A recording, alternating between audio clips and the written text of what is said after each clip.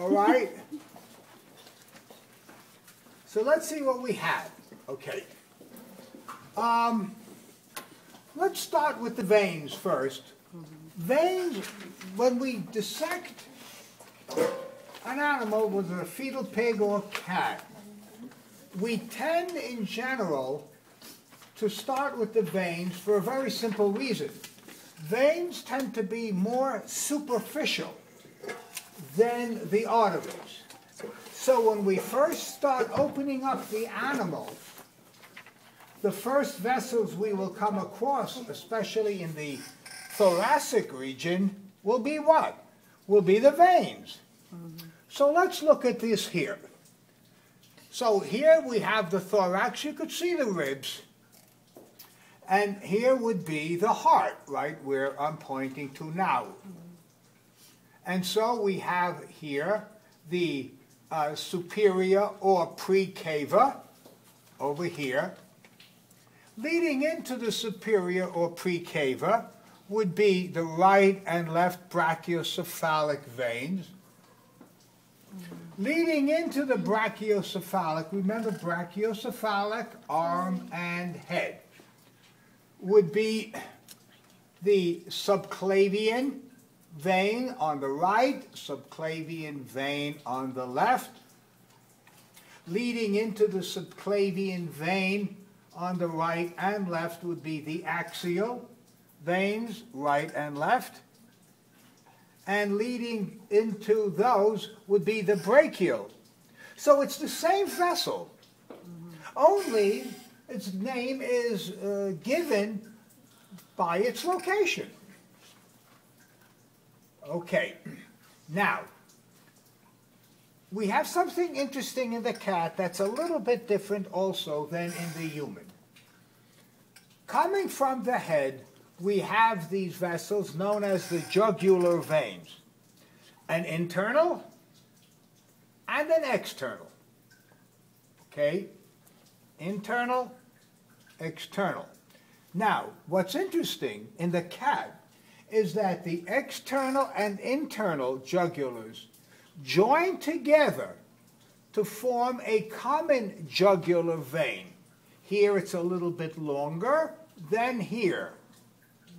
And these will join with the subclavians to form the brachiocephalics. You do not have a common jugular in the human.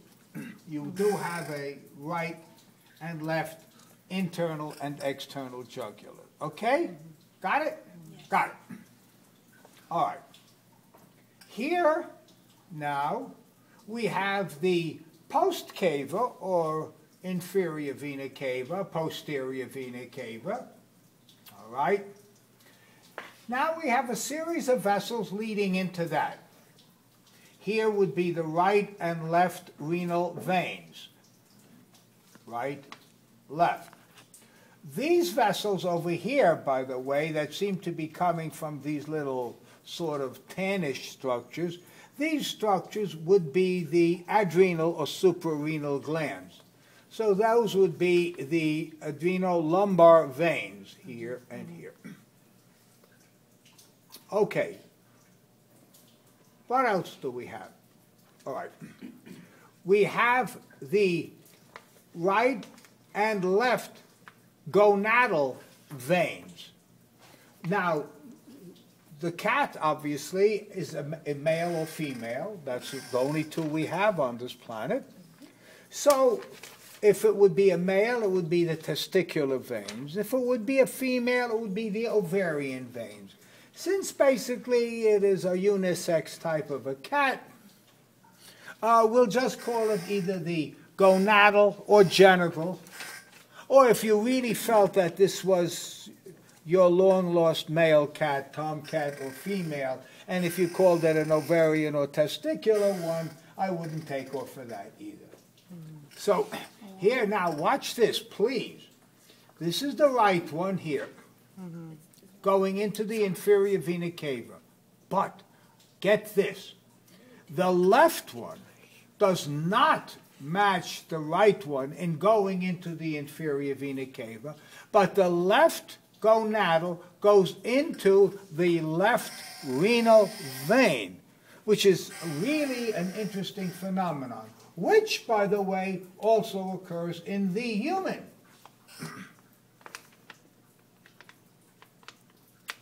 Okay, now, going down further, somebody asked me about this, and I said, you really don't see it. They did a funny thing, this is the artery. Well, forget the artery. We're going to get back to the arteries in a second. Okay, we have these veins here called the iliolumbar veins. They are literally perpendicular to the vena cava.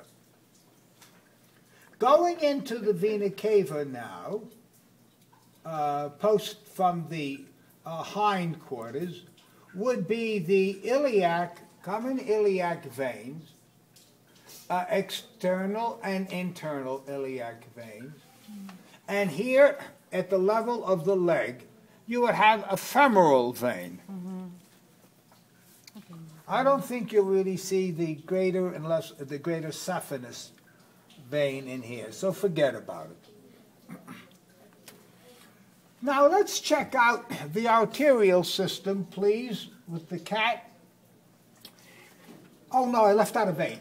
I'm sorry, I left out a vein. I skipped over it on purpose. But now let me get back to it. Hang on. Okay. As you can see in the thoracic region with the ribs, you have these intercostal veins right between the ribs. And they are drained by this blood vessel here, which is called the azygos vein. A-Z-Y-G-O-S, azygos vein. Accent on the first syllable. Okay. So I left that out. Now, let's go back to the arteries, if you please. So here we have a portion of the aortic arch here, as you can see. Coming from the aortic arch in the cat are two, count them, two blood vessels.